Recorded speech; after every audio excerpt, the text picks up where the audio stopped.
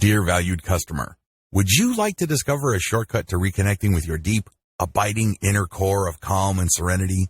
If so, pay close attention to this very limited, special offer. You will only see this once. First off, thanks so much for purchasing the guide that will teach you all the skills you need to better handle your mental resources. If you follow the step-by-step guide, you will be heading straight to that goal. But what if you could do it even faster? And what if you could ensure that you get the absolute best results possible and stay focused? In short, making sure that this is a real success. Now, the good news is that you can.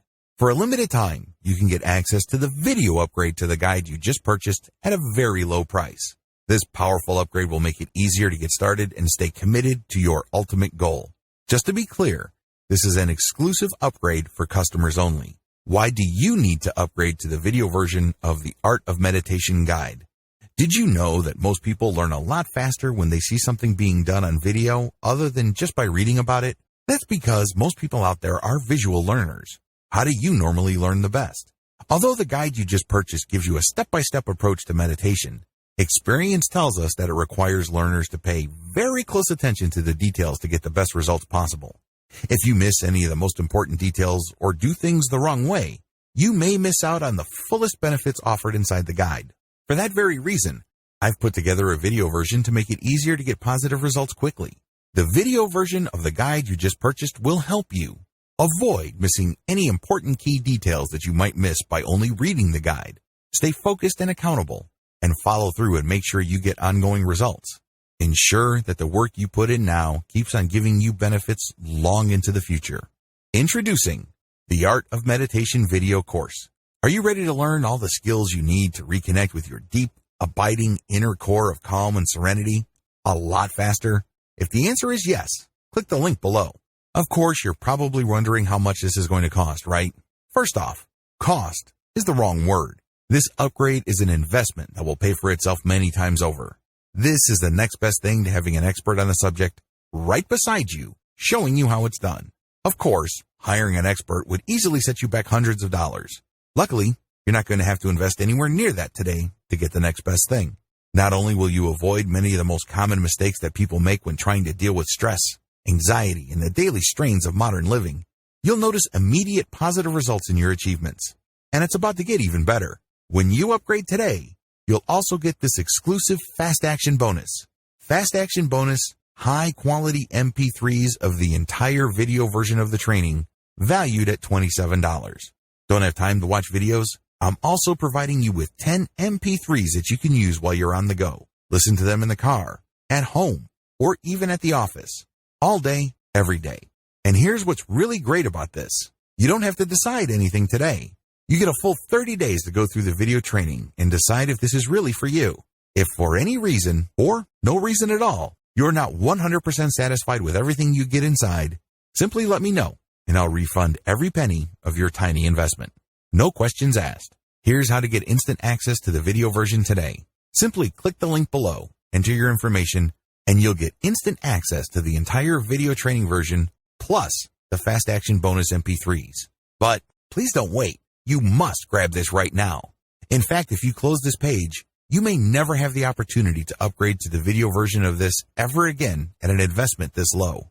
Are you ready to make things happen a lot faster? If you prefer to learn by being shown how to do something and you want to get results quickly, this is for you. If you're really serious about better handling your mental resources, this is for you. And if you're one of those people that's a visual learner, you need this. Here's to becoming the most productive you that you can be. Remember, if you close this page, you may never see this again at such a low investment. There's no risk. Try this out for 30 days and then decide if it's for you. It doesn't get any easier than that. Introduction. We live in a very stressful world. You probably don't need me to remind you of that fact. Why are we so stressed out? Why do we feel so much pressure? Why does it seem like contentment and peace are so hard to find? Well, for most people, they simply just have too many duties, responsibilities, distractions, and routines taking up their time and attention. If you were to slice and dice and dissect your daily schedule, you probably would fit into this category as well. There's just so much that you have to cram into your mind every single day. It is no surprise that a lot of people develop the following symptoms of stress. They have short attention spans. When they read stuff online, they can barely pay attention until another item shows up on their Facebook timeline, and they forgot about the stuff that they were reading before. They don't really read materials, they just scan. That's how short most people's attention span is. Next, stressed out people overreact emotionally. It seems like everything that you perceive or become aware of is some sort of judgment or is somehow, some way related to you. You personalize everything. Everything's personal. And it's no surprise that you tend to react emotionally. This may be due to the fact that you're stressed out. You may be reading too much into things. But unfortunately, once we open our mouths, we end up hurting people. We end up making decisions that we come to regret later on. Another symptom of too much stress is simply a lack of patience. You don't feel like you want to stick around for anything. This is a very serious problem because it can lead to road rage if you're stuck in traffic. This can lead to violent disagreements with friends and family members. You might hurt your relationships because you simply have grown impatient in dealing with people. People are people. It often takes time for people to get their act together. Finally, you get this generalized sense of anxiety and frustration. You can't quite put your finger on it, but you feel that something is missing in your life.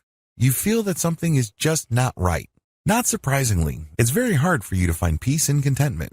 It seems that at any given second, something wrong might happen. It may lead to you losing money, or it may lead to you suffering from some sort of illness.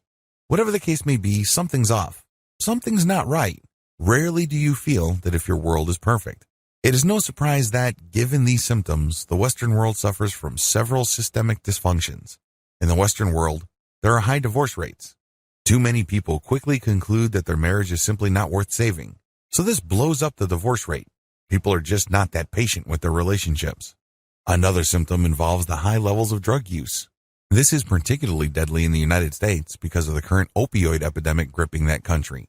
Some people have always self-medicated to deal with stress and anxiety. Maybe they smoke weed. Maybe they do cocaine. Maybe they shoot up heroin. Whatever the case may be, it numbs or suspends the pain for at least a period of time until they have to go back to the real world. Finally, the Western world, as well as Japan, has always suffered from high suicide rates. This is another reflection of the prolonged systemic dysfunction produced by depression, stress, and anxiety. If you need proof of this, just look at the top prescribed medications in any given year in the United States and many parts of the developed world. What do you see at the top? Antidepressants or anti-anxiety medications. This is guaranteed. In the top 10 of prescribed medications, you will always see those too. Something's got to give. Unfortunately, most of the time, it is you. Thankfully, there is a better way to handle your mental resources. You don't have to stress out. You don't have to freak out. You don't have to be emotionally on edge every single time. You don't feel like something wrong is going on or something's about to get knocked loose. The best thing about this better way of handling your mental resources is that it is 100% drug-free. That's right. No chemicals are involved. This method is also 100% natural. You deal with your mind as it exists. You don't have to buy a machine. You don't have to take drugs. You don't have to ingest anything foreign into your body. It is 100% natural. It works with how your mind works. It is also 100% conscious. You're not going to hypnotize yourself. You're not going to be under the mental control of another person. Finally, this system enables you to remain in 100% control of your mind. You call the shots. You pick the method, and you work with it. It works on your schedule, on your terms, and based on your needs. Sound awesome? Wouldn't you like to try this better way? Are you sick and tired of the regular ways you deal with stress, anxiety, and the daily strains of modern living? Well, here's the answer. Meditation. This training teaches you the ins and outs of practical meditation so you can come up with a solution that works best for you. Common myths about meditation that might be turning you off. Near the end of the introduction to this training, you might be a little bit skeptical. You probably have heard of meditation before. However, you might not have been excited at first. I really can't blame you because a lot of people have certain preconceptions regarding meditation. A lot of these are really myths that serve to turn people off from this amazing practice that can free them from daily stress and pressure. Part of the reason for this is because of the religious or spiritual baggage of meditation. After all, meditation was pioneered in the East in the specific context of Buddhism and Hinduism. This cuts against the grain with most people from the West. Most Westerners are secular. It's no surprise that a lot of people are turned off by the spiritual or mystical reputation of meditation. But this is not the reality of meditation. Here are 8 myths that might be holding you back about meditation. Learn to recognize these and hear the truth about meditation so you can make a real informed choice. Myth number 1, you have to be religious for meditation to work. According to this myth, you have to be a Buddhist or a Hindu for meditation to work for you. Absolutely wrong. Meditation works with how your mind naturally processes stimuli. It doesn't need religion. It doesn't need spirituality. You just need to tune in to how your mind is already working. Myth number 2, you have to believe for meditation to produce benefits. You don't have to believe in anything. You just have to go through the steps of meditation because meditation works with how your mind works. It's kind of like redecorating a room with existing furniture. The furniture is already there. You just need to rearrange the furniture so it produces better effects. You're not imagining stuff for the process to work. You're not forcing yourself to change what you believe in for meditation to produce results. Myth number 3, you are fully unconscious when meditating. This is an absolute lie. A lot of people are under the impression that meditation is really like some variation of sleep and you're hypnotizing yourself or entering some sort of altered reality. No, this is not true. Real, practical meditation is actually the precise opposite. You remain fully conscious. However, you train your consciousness to purify its focus. It leads to a very empowering feeling because you start becoming more mentally disciplined. This is the complete opposite of just simply being unconscious. Myth number 4, you will fall under the influence of others easily when meditating. When you meditate, you are calling the shots because your focus is super filtered. It is super fine. Only you can do this. Nobody outside of you can guide you to achieve this level of clarity and focus. You have to do this yourself. Accordingly, you won't fall under the influence of others when meditating unless, of course, you want to. You always have that choice. But practically speaking, you are calling the shots. Myth number 5, meditation is another form of hypnosis. Hypnosis works when somebody outside of you guides you to achieve an altered state of reality. They basically change how you look at things. Maybe a hypnotist will make you change your mind about smoking or some form of addictive behavior. Meditation is very different from hypnosis because you're not gaining instructions. Instead, you are clearing away your mind to focus on how your mind works in a given moment. You're not taking in stuff. You're actually clearing stuff away. So there's nothing to get hypnotized about. What you have is pure focus. Myth number 6, it takes a lot of effort to meditate properly. Your mind is actually very powerful. To use machinery analogy, your mind already has gears that turn, and these are very powerful gears. You have to understand that you navigate reality with your mind. It's how your body exists in reality. You perceive reality through your mind. When you meditate, you tap into that machinery and you purify it. In other words, the energy is already there. You don't have to exert new effort. Instead, again, to use the analogy of the room with furniture, you're just rearranging the furniture to produce a different effect. Myth number 7, you have to meditate for a long time for it to benefit you. Meditation, to a lot of people, is a lot of work. They think that there are many levels to it.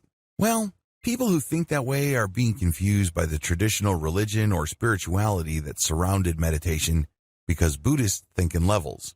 Hindus too, to a certain degree. Raw, practical, basic meditation can produce results for you right here, right now.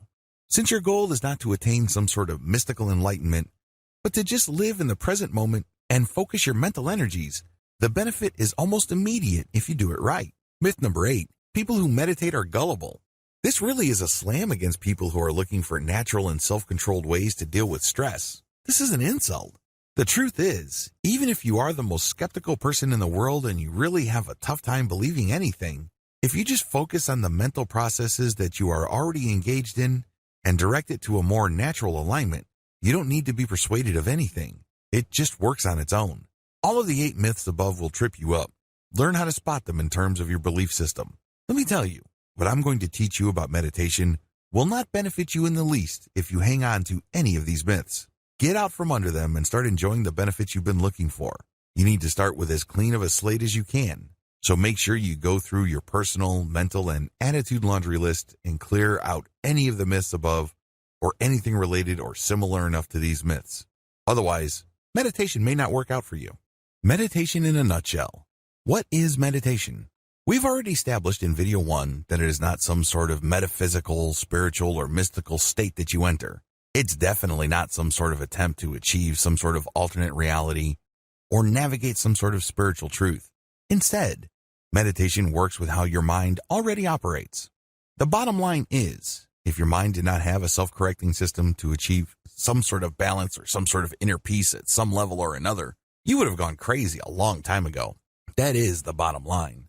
Meditation really all boils down to getting in touch with that and becoming more aware of that machinery so you can call it into action when you need it and on your own terms. Your mind is a very powerful biochemical machine. It has all sorts of gears and processes and systems. Meditation just simply taps into this amazing interconnected network of internal systems that manage your personal reality to make the system work for you instead of against you. The cloud analogy. To get an understanding of how these systems work, I need you to imagine that you are looking at the world from 500,000 feet. At that distance, the world is a globe. You can see the clouds at the surface, and you can see some storms. And when you sink deeper, let's say to 200,000 feet, you can see the storms up close. You can see the lightning. You can see the movement of the air. You can even see the surface of the waters. You can see the heat of the deserts. There's a lot of commotion. There's a lot of stress. But when you sink another 200,000 feet, you can see everything up close and personal. There's a lot of turbulence. Then you sink another 500 feet into the ocean. It starts getting calmer. You can still see some patterns from the surface, or if you dig into the earth, you can see some mild disturbance. But when you get to the core of the earth, it's surprisingly stable. In fact, it's a molten core. It rarely moves. It's just liquid because of all the heat and pressure from the surface. But it is very, very stable in the center of the earth. Your mind is the same. When you drill down enough, things get calmer and calmer, despite how traumatic, turbulent, and stressful the surface areas of your mind become. When you get to the core, you can take a lot of comfort from the fact that it will always remain calm. It has to be this way because, as I said earlier, if humanity did not develop in such a way that our minds have some sort of self-correcting system that's always stable, we would have died as a species a long, long time ago. Meditation is all about getting to your core. Practical meditation is all about getting to that inner core. It's all about getting to that part of your mind that is always at peace. It has these mechanisms that ensure that you keep going back to this sense of peace. Believe it or not, really stressed out people who are going through a living hell as far as their emotions, their relationships, their career, their finances, and everything else in their life, actually have a calm inner core. Unfortunately, that's just buried in all the stuff that's taking up all their mental energy. But it's not going to go away. It's always there. You are programmed by biology to have a calm inner core. Otherwise, you would have gone crazy a long time ago. The bottom line is simple. Meditation is all about living in the moment. That is where we reconnect with our calm inner core. Here's the twist, though. Meditation is an art, not a science. If meditation was a science, like some sort of equation that you just plug in variables into and you will get the same predictable result, then we wouldn't be here. But unfortunately, it is personal in nature because you have to go through the process of making choices to clear up your mind so you can lock in on the present moment. That's how you reconnect with your deep, abiding inner core of calm and serenity. Now, with that said, although meditation is an art and not a science, it's been scientifically studied thoroughly. In fact, there are at least 200 peer-reviewed, hardcore scientific studies of meditation. A lot of this was done in the 1970s. Meditation has a lot of scientific benefits. I will go into that in the next video. But don't think that what I'm going to be teaching you is some sort of an experimental or completely new method. No, its effects have been known for quite some time. In fact, in many parts of the world, it's been practiced for at least 1,000 years. The top 10 benefits of meditation. If you're going through this training, chances are you already want to try your hand at meditation. There's a high probability that you probably already know some, if not all, of the 10 major benefits of meditation. Just to be sure, if you're still in any way, shape, or form on the fence regarding this practical and all-natural way to relax, here are just the 10 major benefits of meditation. Please note that the actual list of meditation's benefits is quite long. These are just the most commonly reported benefits. Benefit number 1, it slows down your mind. Part of the reason why people are so stressed out is because they have 1,000 things on their mind. They're just so focused on so many things at the same time that they spread themselves too thin. They're not very patient. They don't have much focus. And it's very easy for them to drop the ball. It's very easy for them to spend day after day thinking that they really haven't done much with their time or the opportunities presented to them. By learning how to meditate on a practical basis, you slow down your mind. You're able to focus and appreciate one thing at a time. This is not a step back. In fact, this is a great way of reclaiming your ability to focus and control the many different areas of your life. Benefit number 2, it relaxes your mind. Focus is one thing, relaxation is another.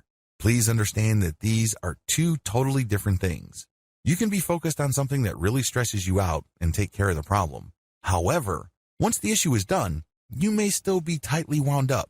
You may still be stressed. Meditation enables you to completely relax your mind. It is a great way of not only taking off stress, but also relaxing your mind. You get inner peace. You get serenity. Benefit number 3, it relaxes your body. There's a tight connection between your body and your mind. The less stressed your mind becomes, the more relaxed your body gets. These two are strongly tied to each other. By working on your mind, you go a long way in relaxing physically.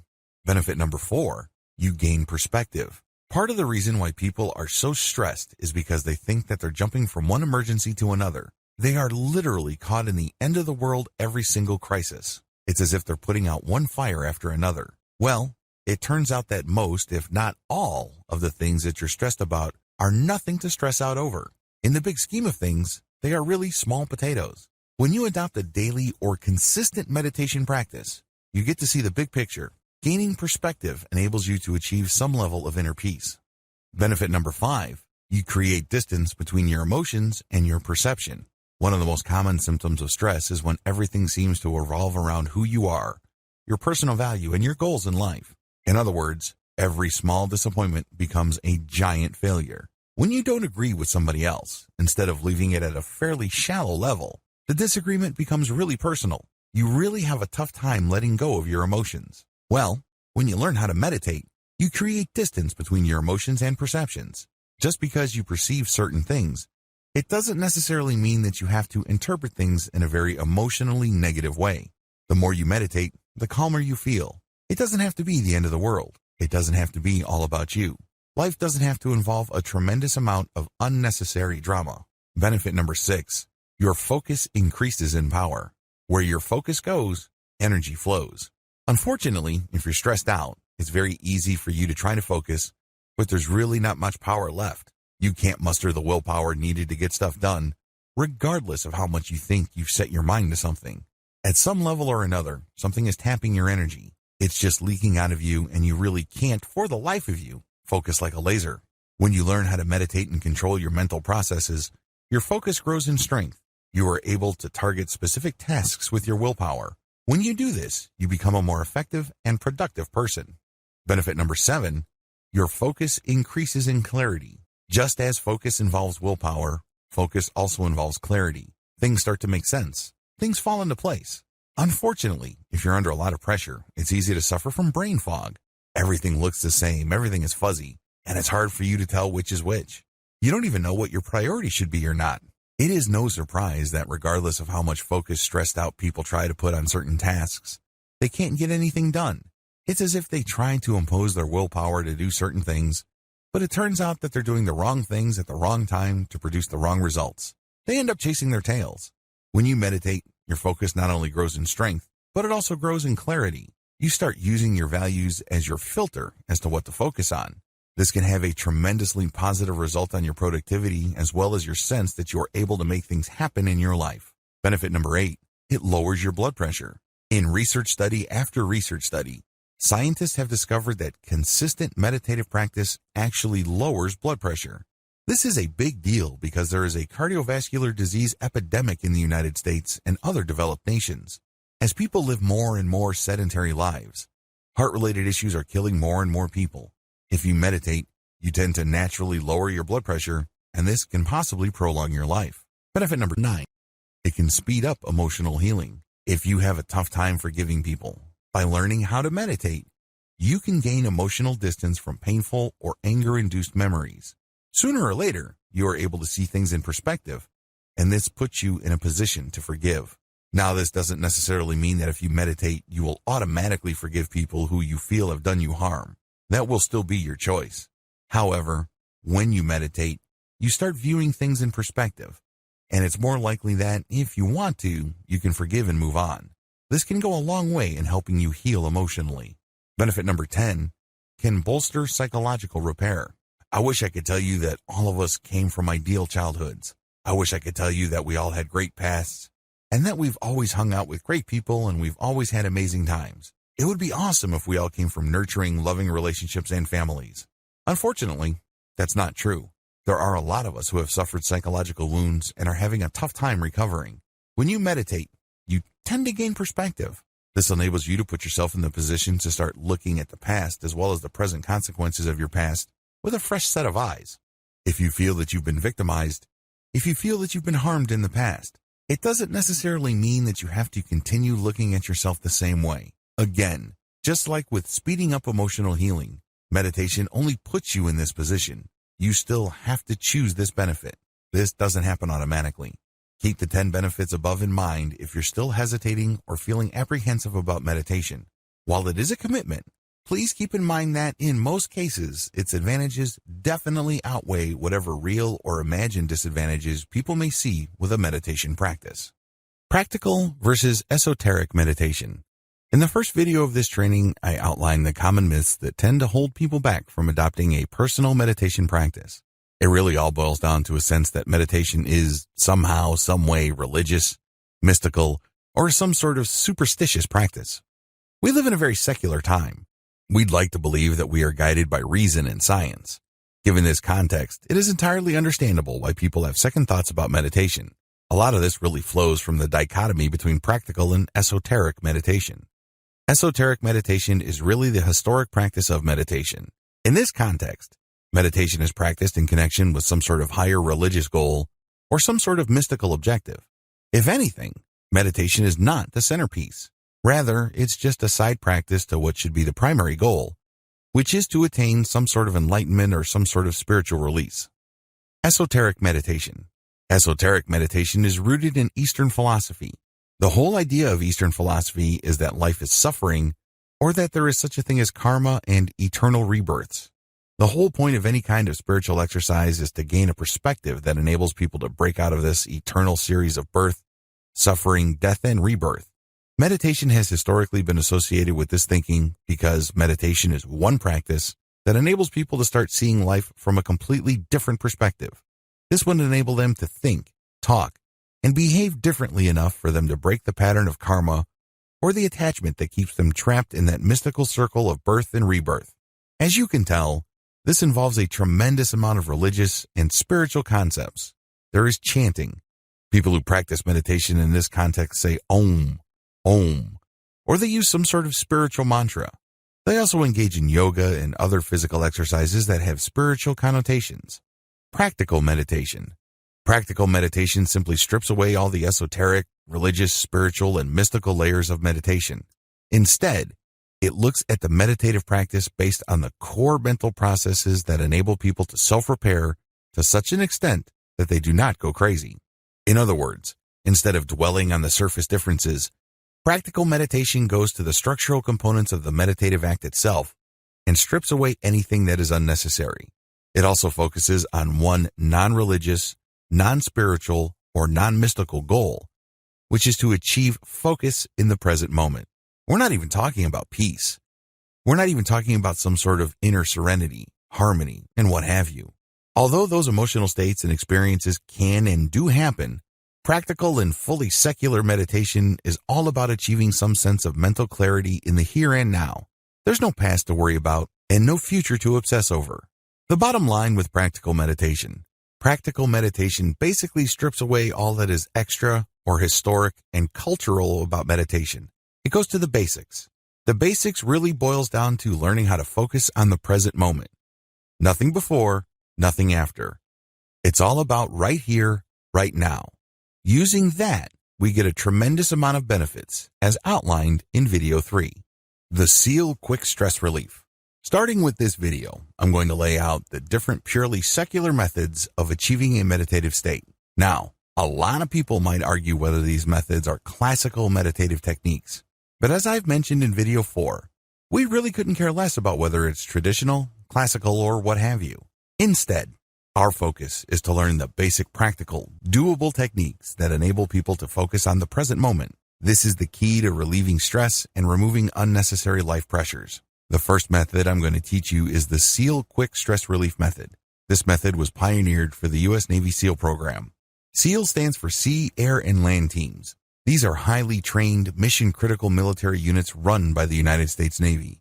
These are the seasoned military specialists that often see action first in any kind of armed conflict. In other words, you have to have your wits about you. Usually, they get sent in to clear out an area. They plant bombs. They do sabotage. They do all sorts of highly stressful military work. It follows that the U.S. Navy invested a tremendous amount of money to enable these military specialists to achieve instant or almost instant peace of mind right before they do a task. Also, if they're in the middle of a firefight or they are in the middle of a very sticky situation that can be fatal, they get the U.S. Navy invested in this training to help them calm down and remain focused on the task at hand. The SEAL method. The SEAL method is actually pretty straightforward. You breathe for a few seconds. It could be 4, it could be 10, as long as it's not too long for you to be uncomfortable. You breathe and then hold, and then you release, and then you hold. Basically, you breathe in, and then you hold it for however many seconds. You then release your breath, and then at the end of that stage, when all the air has left your lungs, you hold it for the same number of seconds when you were breathing. You repeat this about 3 to 8 times. Again, as long as it's comfortable. Guidelines. When you're doing this, you don't think. You know you're doing it wrong when you're thinking. Instead, you should just focus on what you're doing. Focus on the air coming in, focus on holding your breath, then focus on the air going out. If you keep repeating this with your focus solely on your breath and what your body is going through, the relaxation will come. Your mind starts to unclench. You're no longer worried about stuff at work. You're no longer worried about your relationship. You're no longer worried about your childhood. You're no longer obsessing about that person you can't forgive. None of that matters. Instead, you focus on the here and now. That's when the relaxation comes. Ideally, you should start with the SEAL method for quick stress relief. This is the easiest meditation method and it delivers the quickest results. Once you learn to de-stress using this technique, you should then go deeper by adopting the methods described in the following videos of this training. Counting your breath. With this method, you're just going to focus on your breath and nothing else. By doing this, you achieve a tremendous amount of relaxation. If you practice this long enough, you can achieve a very deep and abiding sense of inner peace. It's fairly straightforward. There are really no moving parts. It's not complicated at all. Preparations. First, you need to find the right spot. Generally speaking, you should do this in an area where you're not going to be disturbed. There should be no distractions in terms of what you can see, hear, smell, taste, touch. It should be a place that will only be available to you for around 10 to 15 minutes. It doesn't really take all that long, but you have to be in the right spot for a long enough period of time for this meditative technique to benefit you. Second, you're going to close your eyes. This is a technique that you cannot do with your eyes open. Remember, we're basically going to avoid any kind of distractions. These distractions can be seen, heard, smelled, tasted, and touched. No distractions. So you close your eyes and you just focus on one thing and one thing alone. Third, focus only on your breath. How are you going to focus on your breath? Well, you're not going to focus on it by feeling it or hearing it. Instead, you're going to watch it. In other words, you turn your mental camera to your breath. You imagine yourself seeing yourself breathe in and breathe out. The key here is to feel it with your body and see it in your mind's eye. Eventually, these two sensations will line up. So it diverts your attention from the stuff going through your mind as well as the stimuli that your body is picking up. Instead, everything is focused on your breath. Your conscious attention is focused solely on your breath. You breathe in slowly and you breathe out slowly. Everything is focused on the area of your body where the breath is coming in and going out. The key here is to not control your breath. The key is to not be self-conscious. Instead, you're just paying attention to this natural flow. When you feel that there's a strain in your lungs, you're doing it wrong. It means you're being self-conscious. It means that you're trying to force things. This should not be forced. It is actually effortless. You're just basically turning that mental camera that you have from obsessing about all these stresses or drama happening in your life to just focusing on your breath. That's all it will be focused on. And if you keep this up long enough, you will become very, very relaxed. It leads to a tremendous amount of inner peace. However, let me tell you, in the beginning, it's going to be quite difficult. You might even feel bored. You might even feel like you're wasting your time. It's because this is something new. Your mind is not used to thinking this way. After all, your mind has grown accustomed to thinking about 1,000 different things at once. It's used to using up a tremendous amount of energy. Now, you're using very little energy and you're focusing on only one thing. As you can imagine, that takes some getting used to. The good news is it's worth doing because the calm and relaxation that you get will be priceless. Present sense mindfulness. With this technique, you focus on what you see in front of you. In other words, you're going to be meditating or practicing mindfulness with eyes wide open. You're just working with your awareness. You're training your awareness on one thing and one thing alone. Steps to present sense mindfulness. The first step is to practice the breathing patterns that you learned in video 6. Focus on your breathing until you achieve a sense of relaxation. You do this with your eyes wide open. You can do this in a room with no other people, but there are objects in the room. You do this with your eyes open. Ideally, you shouldn't do this in any place where there are loud noises or music. Next, you're going to focus on an object in front of you. It can be a tree, a park bench. It can be a house. It doesn't really matter. What's important is that you put all your focus on that one item alone. The key is to look at that item. You're not out to enjoy it. You're not out to judge it. You're definitely not out to analyze it. Instead, you're just looking at it. The key here is to see clearly. You're going to basically be looking at all the details. It's not like you're searching for something. Instead, your job is just to take it all in. It is kind of like taking a very thorough, high-resolution snapshot of that item that you've chosen to look at. Next, once you have determined that you have seen all there is to see about the object, the next step is to pay attention to what that object would smell like, taste like, feel like in terms of texture, and what it would sound like. In other words, you sense it in 3 dimensions. You take it in with all your senses. This enables you to lose your focus on everything else. When you do this, your mind is being filled with the stimuli of that object and that object alone. You have no space left for stuff you have to worry about at the office. You have no mental resources left for that time when your best friend stabbed you in the back or did something that made you hold a grudge for a long time. All that stuff gets pushed out. Instead, you're just cramming all the sensory data that you are willfully taking in based on that object that you have chosen in front of you. This enables you to lose focus on everything else and focus on that thing in front of you. This enables you to reset how you normally focus on things in your life. The reason why you're so stressed out is because you're hanging on for dear life onto so many different things, and they layer on top of each other. And at the end of the day, all this willpower and this mental energy is just basically wasted because you're hanging on to so much stuff.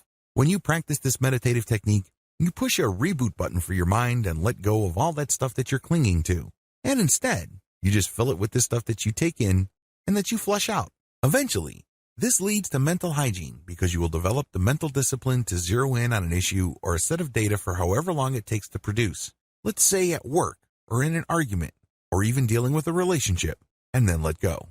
Watch your emotions like clouds.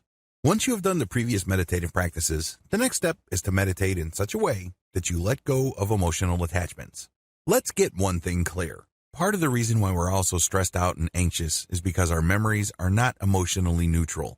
When we perceive certain things, we tend to react a certain way because we have been trained by past experiences to respond that way. What if I told you that in many cases, we respond in a very unproductive and downright negative way? We could be responding in more neutral or more positive ways, and our lives could be more productive. Instead of wasting a tremendous amount of emotional and mental resources feeling negative, angry, frustrated, guilty, upset, you name it, we can focus more on feeling appreciated as well as content. It's all a choice. But unfortunately, if we hang on to these past memories and we judge them in a predictably negative way, we lose sight of the fact that we can always choose our judgments. We feel that our negative analysis is just who we are. It's part of our identity. It's part of our personality. Well, it isn't. It's always a choice. With this technique, you gain some freedom from the emotional roller coaster ride that you feel just takes you to negative territory like clockwork. Here's how it works. Step number 1, count your breath. Go back to the earlier video where I taught you how to count your breath. Watch your breath. Count it. Focus on your breath. At a certain point, you will relax. You can use the SEAL method, or you can use the more intensive breath counting and watching method I discussed earlier. Whatever the case may be, keep doing it until you sense relaxation. Step number 2, close your eyes. Once you feel that you have reached a certain level of relaxation, close your eyes. Everything should go black. Allow yourself to relax even deeper. Allow yourself to slow your thoughts down. Just focus on the calmness of the darkness. There's nothing to prove here. You don't have to be somebody that you're not. You have nobody to impress. This is just you and your thoughts. It's just calm, pure darkness. No light, no color, nothing to get worked up about. Step number 3, focus on your thoughts. Once you have relaxed, Pretend that you are in some sort of movie theater and you're sitting back and you're seeing scenes.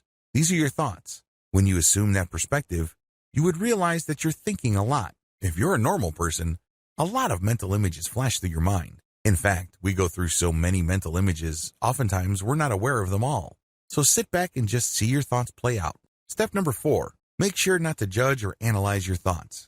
Here's the thing that you will be doing differently. Most people have no problem seeing mental images flash through their mind. But the problem is, once that happens, they get all emotionally caught up. For example, you had an ex who cheated on you, stole from you, or otherwise did bad things to you. How do you think you would feel when you see something that reminds you of him or her? You probably don't feel all that good. Now with this technique, when the mental image or the picture or the likeness of your ex comes to your mind, your rule is that you let the image flash, but you will hold judgment. You're not going to analyze it. You're just going to acknowledge that this is the image of my ex, this is the image of my boss, this is a scene from my childhood, this is a scene where I was let go at work, this is a scene at jail. Whatever the case may be, you're seeing all these mental images, but you're not judging. You are acknowledging. It's very important that you know the distinction. You're not engaged in pretending to not see something. For example, if there was a fire in your childhood, you're not going to say, well, this was a happy moment in my childhood. No, this was a fire in my childhood. But this is going to be different from this is a very traumatizing childhood memory that basically destroyed my life because I lost both parents. Do you see the difference? There's no judgment here. You just say, this is a fire that happened when I was a child. It's stripped out of all emotional baggage. It's stripped out of all emotional trauma. Acknowledge and describe in a very objective, flat, and neutral way. This is not going to happen overnight.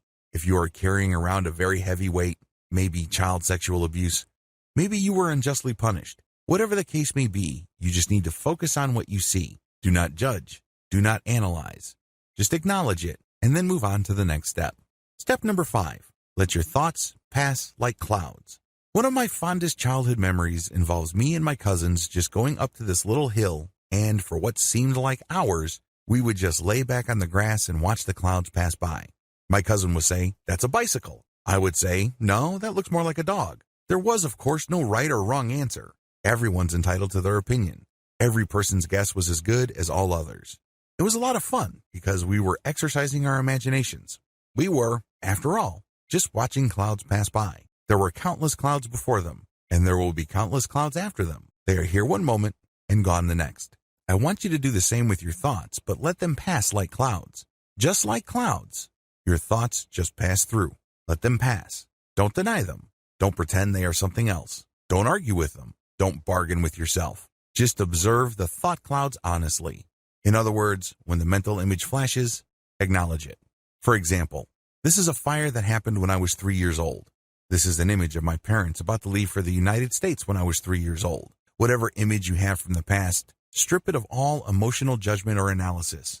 Make sure you empty the mental image of any emotional content that might trip you up or set you off into an emotional analysis. Compare this. This is the fire that happened when I was 3 years old, to this is that devastating fire that made my family homeless for 3 years. My father was very angry during that fire, and he has not stopped being angry since. We lost it all. I was only 3 years old. See the difference? The first case involved just describing the facts, nothing more, nothing less. The other case includes a lot of analysis and commentary. These lead to you getting thrown off track. Learn to spot the difference. Recognize the point when you stopped objectively describing and started emotionally reacting.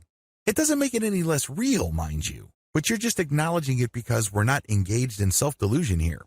We're not trying to trick ourselves or hypnotize ourselves into thinking that these events, which ultimately are very traumatic and hurtful, did not happen. Instead, you're just acknowledging. And then the next step is what makes it really powerful. When you acknowledge, you then let it pass like a cloud. Just like a cloud, it's going to zoom over your head. It's going to linger slowly, depending on how strong the wind is. But you just let it pass. Eventually, it will pass. Step number 6, enjoy the emotional distance.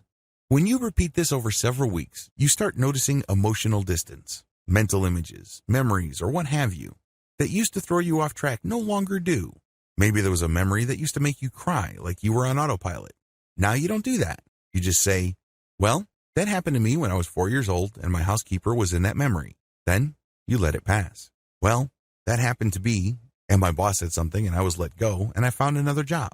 You let it pass. Well, That was my best friend and my ex-girlfriend. You let the memory pass. You do this over and over again, and the more successful you become at it, the greater the emotional distance. Eventually, all that stuff that used to drag you down and hold you back is left in the past. Congratulations.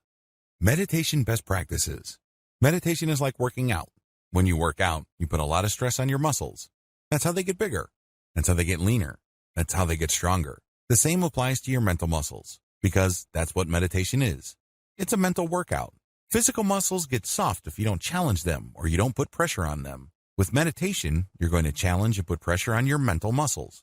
Believe me, it is quite a workout to let a mental image just pass over your head like a cloud without judging it. For example, there was an episode of your childhood that used to burn you through your core because it was really humiliating. It was disgusting. Whatever it was, it takes effort to do that. But that's how you challenge your mental muscles. And the more pressure you put on it, the stronger it gets. Practice daily. The good news here is that you don't have to spend all day meditating. In fact, if you're doing that, you're overdoing it. That's probably going to do more harm than good. Instead, focus on spending no more than 15 minutes a day. With meditation, a little bit of consistency goes a long way. So focus on your meditative practice for no more than 15 minutes every day.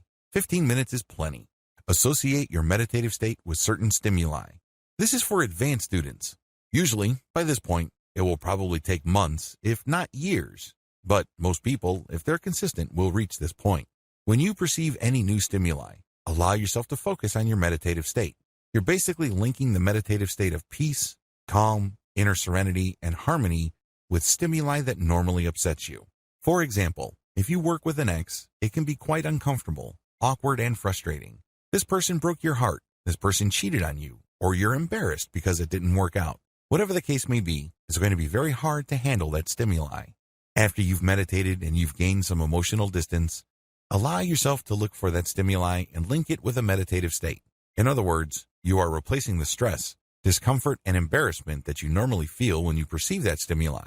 Maybe it involves seeing the face of your ex or hearing his or her voice, whatever the case may be. Now, you're replacing it with a meditative state. The meditative state, of course, involves a sense of calm, being in control, clarity, peace, healing, restoration. So instead of that person's voice or image just stressing you out, upsetting you, now it calms you down. You say to yourself, I'm okay. There's nothing to get hung up about. I can deal with this situation, this person, these memories at a certain level, and I'll be okay. Sure, in the beginning this is going to be difficult because of your mental habits. When you were just starting out, the urge to go back to your old reactive patterns with its rush of negative emotions seems to be all but irresistible. This is the hardest part, but you can overcome. Choose to override this natural tendency, and it will get easier and easier to respond to life stimuli based on your highest values instead of your feelings or whatever is convenient or easy. The more opportunities you seek to practice your newfound power over your emotions, the stronger your mind becomes. It also makes the link between certain positive stimuli and positive emotions or positive mental states. Of course, none of this happens all at once. It takes time. Still, every time you successfully choose to focus on being calm and successfully recall the mental calmness of your meditative state, the easier it gets. The secret is practice. Interestingly enough, to get the practice you need, you actually have to seek out situations or stimuli that normally stress you out. That's the only way you can test out your ability to recall a calm inner peace. Usually, people do not need help recalling stressful, embarrassing, traumatic, or painful memories. Start there. Since these are thoughts, you have a lot more control over the thought and the outcome. Compare the above to testing out your meditative recall skills on actual people. People can be quite random. You might have a very sticky situation on your hands, and unlike memories, there's no rewind button if you end up saying or doing something that harms your relationship or takes it to a much lower level. Regardless of how you do it, give yourself the opportunity to consistently test out your ability to recall that state of mental calm, serenity, and peace. In that special space you have built for yourself within your mind, there's no need to prove anything. You don't have to be somebody else. There are no painful memories. There is no worrying future. Instead, you just have calm in the here and now. Understand that you always have this available. Get some hope from this fact. Call this link at will. Once you have trained yourself to remember that meditative state when situations present themselves, the next step is to call it at will, meaning you yourself will trigger that meditative state. You no longer need stimuli. That's when you have reached a higher level of practical meditation because that sense of calm, release, and objective distance that you feel with your emotions pretty much persists on a 24/7 basis. You only need to choose to call that meditative state to being, and it happens. You now know it like the back of your hand. Conclusion. All the things that I've taught you here are the product of several years of meditation and mindfulness practice. There are lots of pitfalls. There are lots of dead ends. There are lots of false leads and false positives. I've weeded all those out, and I've presented to you meditative practices that work. However, these materials will not work for you until and unless you commit to doing them. It's really important that you go through this training in order. Don't skip. Don't jump ahead. Focus on it one step at a time. This way, you will be able to fully benefit from the techniques that I have described in this training. It is also important that you focus on consistency. A lot of people think that meditation is just another activity that they engage in because they're looking for a result. They are looking for some sort of solution. While that may ultimately be the truth, please understand that you must look at meditation and mindfulness as ends in and of themselves. In other words, they're not just means to an end. They don't just enable you to go where you really want to go. Instead, they must be your destination. They must find some sort of value in doing them. That value must be in the act itself. If you're able to do this, then it becomes part of you. It becomes part of your personality in addition to your daily routine. You will then be able to put yourself in a position where you will level up your ability to focus, stay in the present moment, achieve emotional distance and emotional clarity. Ultimately, it's all a choice. You have to exercise that choice. You have to be responsible for yourself, your thoughts, and your actions. Do it today. One of the most common problems I've noticed people experience with meditation is the fact that they feel that they would be able to do it only when things are right. They feel that they have to feel a certain way. They think that certain conditions have to be present in their life for them to do this. What you're doing is you're just giving yourself excuses to not start. I'm telling you, if you don't even get yourself to start, you are failing. You're not dealing with your stress. You're not getting your life back. You're not setting things in order as far as your mental peace and tranquility are concerned. You're achieving nothing. You might be thinking that you're researching book after book about meditation, but what you're really doing is just giving yourself an excuse to not start. You have to understand that when it comes to any kind of profound personal change, our number one enemy is ourselves. The paradox of self-sabotage.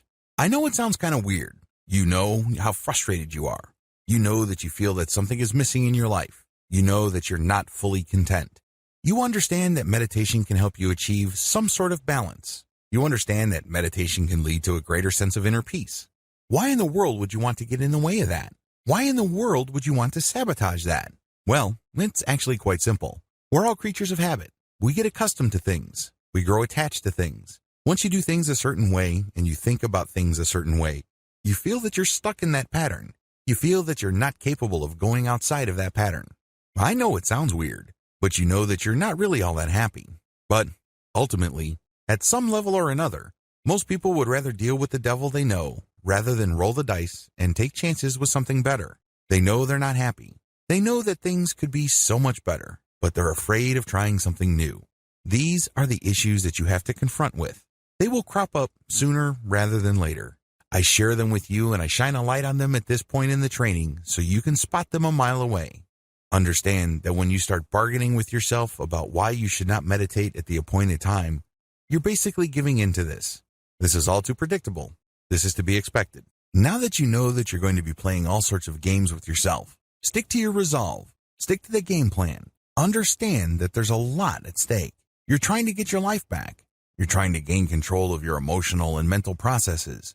You can be so much more productive, and you can be so much more effective if you overcome your old patterns. Unfortunately, if you allow yourself to make all sorts of excuses and justifications to go back to your old way of thinking, you give up a tremendous future for convenience. You've grown to love your chains. One of my favorite philosophers in college was the French Enlightenment thinker Jean-Jacques Rousseau. Rousseau said, "Man was born free, but everywhere he is in chains." This quote, of course, is all about political philosophy, but Rousseau was absolutely right on a personal level. We are born free. We are born with a tremendous amount of possibility. We are born with a tremendous amount of personal power. We have it in us to do great things. If you are doubtful of this, just think of the great thinkers, builders, and innovators of this world. Think about people who managed to build vast fortunes, even though they were born with nothing. People have potential. All of us do. If successful people can succeed, you can too. How do I know? Well, each choice you make is an exercise of power. You have all this unlimited potential in you, and it all flows from the fact that you have a choice. Your choice gives you power of the things you think about, talk about, and the things that you think you are capable of doing. But the reason why you feel so powerless, so limited, so small is because you've allowed yourself to live in a neat, tidy little box. This box indicates what you can and cannot do. This box indicates what you are, what you're about, and what you are not. Nobody put you in that box. You chose to be in that box. You chose to live in a mental prison. It's as if everybody's walking around with this tremendous amount of personal potential, but they're looking at their chains. They're saying to themselves, I'm a victim. I'm wearing these chains. Little do they know that the key is in their hands. Understand what is at stake. You have no excuse. You only have choices. I wish you nothing but victory.